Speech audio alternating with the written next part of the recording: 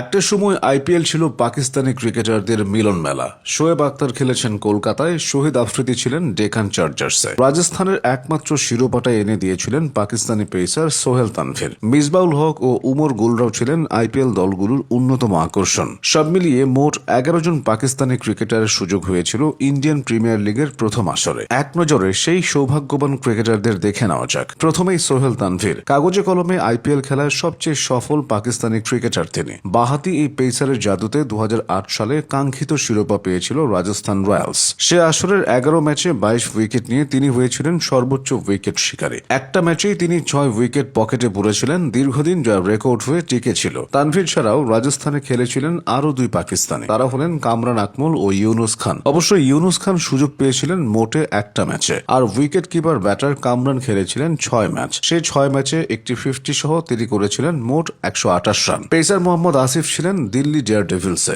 দিল্লিতে গ্লেন ম্যাকগ্রার সাথে আসিফের জুটি বেশ জমে উঠেছিল। যদিও বেশিরভাগ ম্যাচে তিনি খরুচে বোলিং করেছেন, নিজের সামর্থ্য অনুযায়ী সেরাটা দিতে পারেননি। এছাড়াও গ্রহণের অভিযোগে মাঝ পথেই শেষ হয়ে যায় তার আইপিএল। পরবর্তীতে দিল্লিও সেমিফাইনাল থেকে বিদায় নেয়। ডেয়ার ডেভিলসের হয়ে প্রথম আসরে খেলেছিলেন আরেক পাকিস্তানি, তিনি শোয়েব মালিক। সে সময় পাকিস্তান দলের অধিনায়ক তিনি। কিন্তু AB de Villiers, Glenn McGrath, Tillakaratne Dilshan, Daniel Vettori ছাড়াও শোয়েব মালিককে দিল্লির একাদশে জায়গা পেতে লড়তে হয়েছিল স্বদেশি মোহাম্মদ আসিফের সঙ্গেও। তারপরও 7টি ম্যাচ খেলার সুযোগ পেয়েছিলেন এই অলরাউন্ডার। পেসার শোয়েব আখতারকে ঘিরে তুমুল আগ্রহ ছিল আইপিএল এর প্রথম আসরে। সেবার তাকে ঘটা করে দলে নিয়েছিল কলকাতা নাইট রাইডার্স। শোয়েব যখন আইপিএল খেলতে এসেছিলেন তখন তার উপর নিষেধাজ্ঞা দিয়েছিল পাকিস্তানি ক্রিকেট বোর্ড, যা নিয়ে হয়েছিল নানা বিতর্ক। তবে নাইট রাইডার্সের হয়ে তিনি মোটামুটি ভালোই করেছিলেন। দিল্লির বিপক্ষে একটি ম্যাচে 4 উইকেট নিয়ে নায়ক বনে গিয়েছিলেন। শোয়েব ছাড়াও কলকাতা দলে ভিড়িয়েছিল আরও কিছু পাকিস্তানি ক্রিকেটার, তারা হলেন মোহাম্মদ হাফিজ, সালমান বাট ও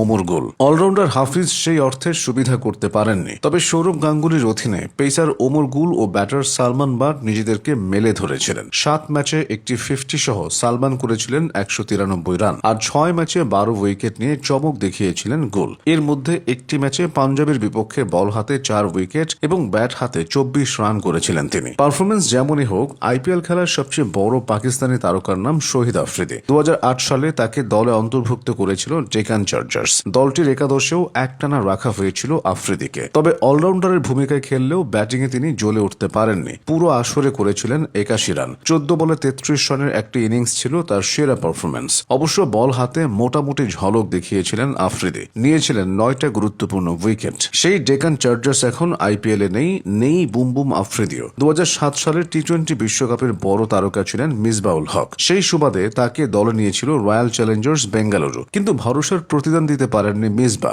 8 ম্যাচে করেছিলেন মাত্র 117 রান। আইপিএল খেলার সবশেষ পাকিস্তানি ক্রিকেটারের নাম আজহার মাহমুদ।